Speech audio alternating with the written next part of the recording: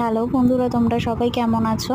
তো কালকে সবাই মোটামুটি ঝড় বৃষ্টি কাটিয়ে তো আজকের ঠান্ডা ঠান্ডা ওয়েদারটাও ছিল, খুব একটা গরম ছিল না।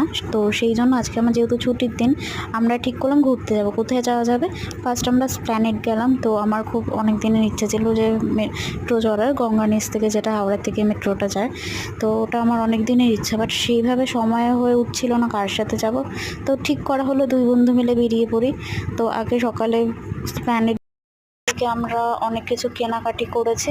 আমি দুটো কুর্তি নিলাম, মায়ের একটা, মার আমার একটা, শম্পা অনেক কিছু কেনাকাটি করেছে। তো অনেকটাই ঘুরলাম, ওখানে সিরা মার্কেটেও ঘুরলাম।